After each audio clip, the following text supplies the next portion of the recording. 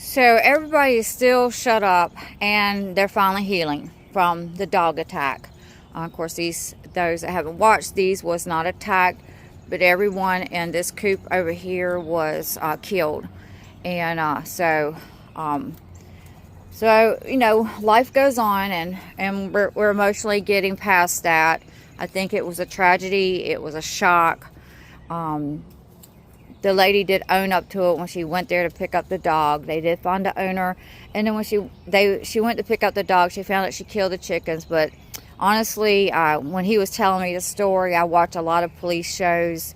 I like true life, and by saying that, she went into this emotional basket case narrative, crying and all this kind of stuff. Well, I should be the one crying because I'm the one that lost my flock. I'm the one that lost a lot of money, and you know, I'm the one that had to go through it. So I watch a lot of police shows, and I noticed that when these people get called in, especially women, or women get called into a lie, or they realize they're in trouble, then they put it on this emotional drama mess and act all innocent and just emotional, crying, all this kind of stuff. And that's what she was doing. So when he was telling me this, I was like, oh, she's just playing onto your emotions. Because she even said to him, am I in trouble?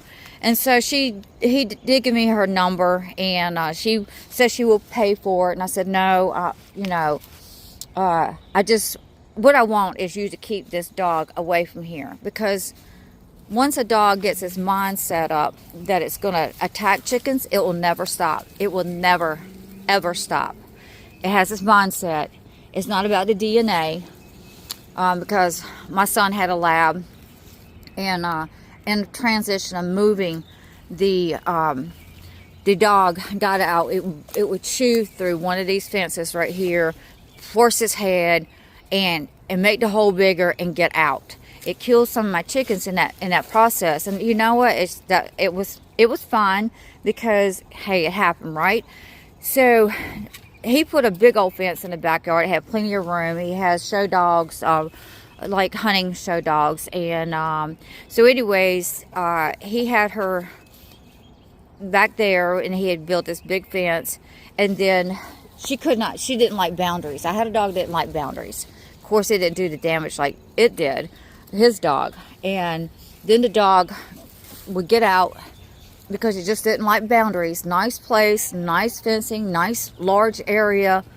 And then the dog would get out and went down the road and killed all the man's chickens, right? So nevertheless, my son worked with her the best that he could. And then one day she did the same thing as far as getting out of the fence. And then one of his show dogs got killed on the road.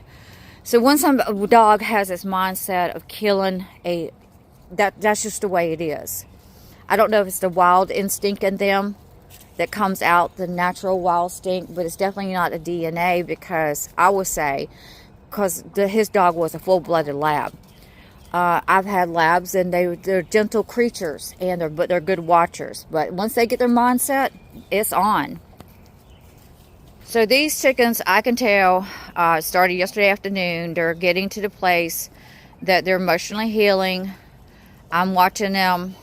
They're starting to look at the gate, thinking they want to go out. See, they're making their noise again. They're making sounds. They're not just startled. One chicken that the dog almost killed, I must have injured its ribs or something. It couldn't jump up, but it could walk fine. And you could see the feathers where it had got a hold of the feathers, and there was feathers in a certain area where I located her. She didn't come out until about 9 a.m. in the morning because of the fear that she had. But they're doing pretty good, but the dog has kind of messed up the fence, and I can work with it. I think I'm more on guard than anything. The lady, I told her I didn't want her money. All I wanted her to do, because you can't really tell on camera, but all I wanted her to do is come over here and help me get these feathers up, because it was hard for me the first couple of days to come out here, and it, you know, the wind's been blowing, so it doesn't look as bad, but clumps of feathers was everywhere, and just feathers, and you know, it's just emotionally hard for me. I try to rake it up, and then I was like, I'll just walk away. I need some more time. You know, sometimes we all got to emotionally heal when you see something other tragic and you wasn't expecting it, and it happens. So, and then I just walked away and said, oh, I just need some time. And so I told her, I said, I just want you, you know, I don't want your money. What I want is you just keep that dog away from here. And because I'm not taking responsibility. And when I'm saying not taking responsibility means, yeah, it's not going to be good if it comes back. So, but anyways, and then I said, I just want you to come over here and help me get these feathers up. That's all I'm asking. She says, oh yeah, I'll do that. I'll come in the morning. What time you want me to come? I said, well, I got a worker coming at 8 o'clock if he shows up, and I'll, you know, let you know. She said, well, text me and I'll come right on over. Well, 8 a.m. the next morning, I said, he'll be here at 8:30. Let me know what time you could come. The woman never called. She never texted. She was blowing smoke. I knew it the whole entire time. You let people talk, they will tell you. They will tell you really what's going on in the inside. Like investigators, you know. Please, they'll let you sit there. They'll listen to you because you know, the heart will expose itself. And so I let her talk, you know, and she kind of played that mess with me, and then she started crying. I'm like, I'm thinking these are my chickens, right? This is my lifestyle. This is my time. This is my lifestyle, and you're crying? That doesn't even make any sense. She said, well, I asked him if I was going to be in trouble. That was her heart. She was concerned about, am I going to be in trouble? She played on this emotional trip that she didn't have to even play on to. And so she never showed up, and that told me everything. Because actions speak louder than words. People can say things, but actions speaks louder than words. Now, the situation was turned around, I would have kept my word, because that person did me a favor. That person's not taking my money. And I told her, I said, there will be people out there who would definitely take your money. I mean, it's money, right? It's money, right? And but I said, I don't want your money. I don't want the dog to come back here, because I've already lost half my flock. The fact that it is a dog, and knowing that if they get it in their mind, it's on. It's never going to go away for the rest of their life. It's going to be there.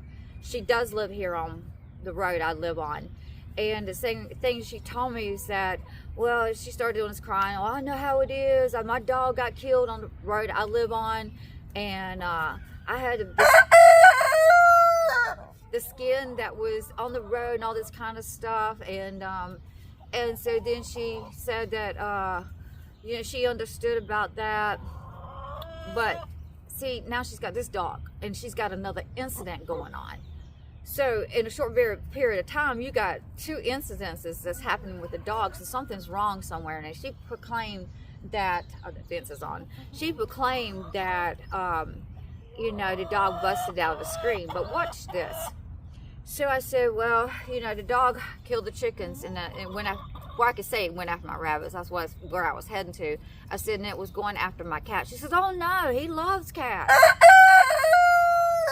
Like I say, I just let people talk. And he loves cats. And I'm sitting there thinking, and she told me and the sheriff department that the cat busted through the screen to go after cats. So which is it? Does it love cats or don't like cats? Is it chase cats? Or does it just like its own cat if she has a cat? And I know what I saw.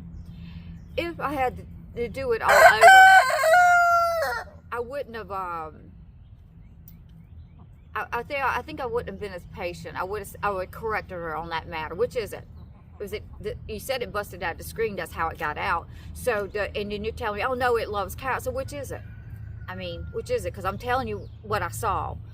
And so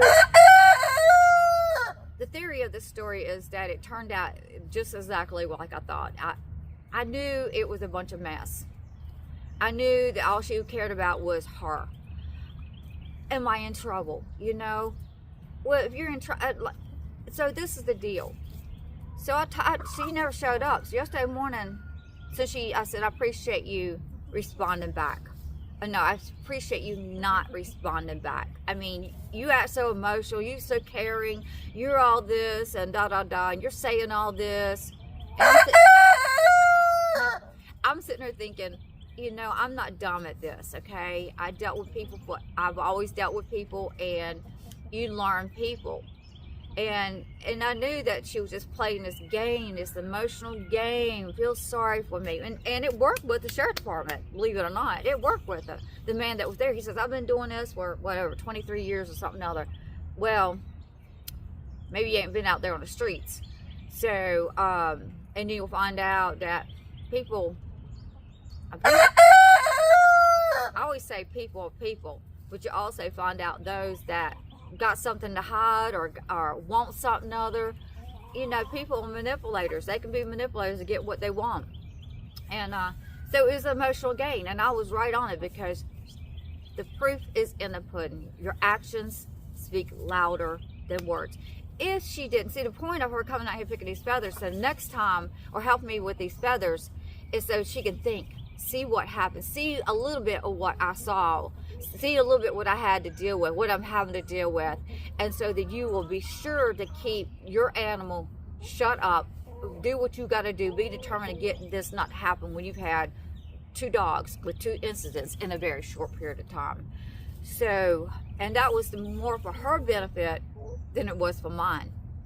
That was for her benefit, you know. See the problem. But she could have called and said, you know what, I thought about this, I emotionally cannot handle this, whatever she's got to say. I would have said, okay, that's no problem, I understand, you know. But what she did, she really was trying not to get in trouble. But see, if she didn't want to come, then you said you was going to pay money, and I'm telling you no, then why are you not trying to make an effort? It was a game, and that's all it was. And that's what when you're dealing with people, you got to see it to begin with. But the point is that sometimes you just got to let people talk, and people through their conversations will tell on themselves. Well, I got a lot to do to here today, and so how am I doing? Okay, so how am I doing? I'm doing good. Another thing is, I told her, I said, you know, so I went out there to try to rake some of the feathers up. Now, feathers you can't rake up, okay? I mean, they get on the ground. It looks like I processed chickens, like I did some butchering today, and around here, and then the camera's not gonna show how I see it, but that's what it looks like. It looked like butchering day came, and so, and the feathers went everywhere, and the wind was blowing, and saw all this stuff. So, you know, I told her, I said, you know, I went out there to try to rake them up, and I just had to walk away. And I just need time right now, because it was shocking. It was hard losing handicap. See, I'm still a little emotional about handicap. So it was hard seeing those biddies, as innocent biddies, just like one here and then one over here where the dog just ran and killed it. And innocent lives that are harmless, and you gotta, there's no way to protect herself, and they're just having happy-go-lucky, having a good life. And you know, it was hard knowing that mother got killed with those biddies, you know, hard-headed. And she could be hard-headed, but she was a very good mama, super good mama. And because every animal's different, and every animal's got its own character. So she was very good, and to know what she felt, not only for her life, but her babies, that bothered me, because, you know, I'm an animal lover, but the handicap and the other chickens, I think nuisance, they got nuisance. It's hard for me to tell at the moment. Hardhead, nuisance, handicap, the other chickens, the brothers and sisters and stuff like that, the fear, and then these, how they got traumatized by just seeing what was happening. So, and it was just horrible event. So actions speak louder than words. I always listen to people. I try to listen because I'm a talker, but I try to listen to people to see really where they're coming from. See you on to the next video. So the point, I'm fine. Yeah, I needed time, and that's what I was telling her. I think I just needed some time, and that's natural and that's normal. What is not normal, if you're going to show emotional drama to get out of something other, and make the sheriff department make them think that you're stepping up to the plate, you're taking responsibility, you're upset, you care, and it's a bunch of mess. That's not normal. That's a bunch of mess. I wasn't gonna say the word, but I was saying, because it's a bunch of bullcrap. That's what it is. I wasn't gonna say the word. The cow over there puts out a lot of mess. That's what that was.